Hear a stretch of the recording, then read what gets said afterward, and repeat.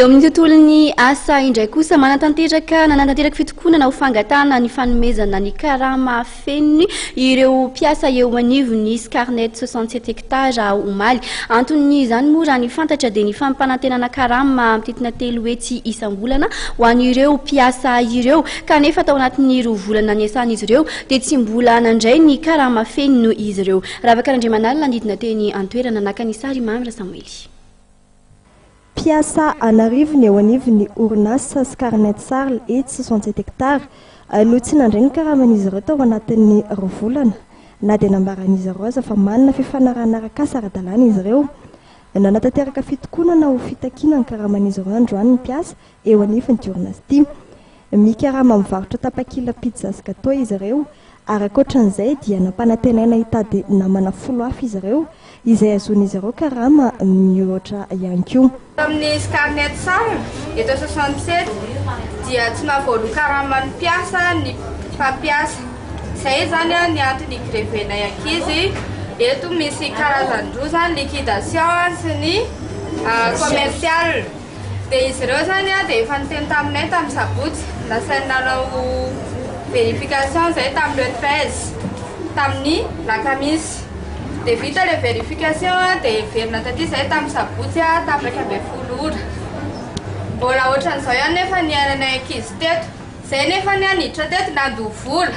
Nisy caution na aloha, nisy droit koa na aloha niaraka tamin'ny dossier, mbola nisy ambiny koa, nisy karazany majinijinika 2,000, 5,000, tafakatra tany amin'ny 10,000 rayala fitambaran'izany. Nefa ny karama avoakan'ny zareo dia tsisy mihoatra noho ny zatra teny eny milaza izy eto hoe 3 hetsy ny vola ho alohan'ny zareo. Amin'ny ankizy anankiray raha miasa mahita ankizy folo. Nefa ny amin'izao fotoan'izao zany na mahita ankizy folo arany tsy 3 alina fara-pabetsany zany vola alohan'ny zareo. Tsy rarany mihitsy zany zavatra ataon'ny zareo. Tapetraka aty zany le contrat zany dia zareo hoe matateraka aliasa ianao zany dia pahena le karama nefa le karama amin'izao zao izy.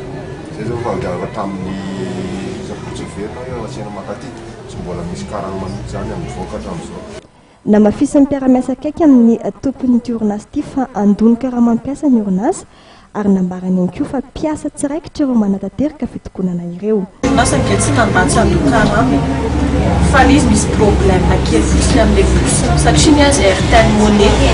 Amin'ny airtel monnaie verina izy tsy afaka récupérer na vao des dons vao manao anazy ihany izy. Dia mety avant instant ilay izy niazo le puce dia mety alohan'izay zareo no atsono tsirairay fa ny orinasa tsy miteny hoe tsy andony karama. Fa kosa aloha dia amafisinay tsy nambatsy andony. Dia raha resaka droit indray misy droit aloha mihitsy. Le karama 2,000 tsy mitombona. Tsisy ny karama 2,000 zany. Tsisy koa salaire de base satria zareo tsy fixe ato aminay hoe miditra valo dia brava amin'ny 6 alina na ohatr'izany. Fa zareo mandalo izay tiany andehanana tiany andehanana. Io zany tsy mpiasa fixanay donc tsy tokony amin'ny karama fixe koa zahay. Raha ny fanazavan'ireo mpiasa ity orinasa ity dia mametraka ireo peta-drindrina samihafa eny rehetra eny miantsolona hanao vadinasa ary mampanantena fa manome karama 3 hetsy isak'olona isam-bolana.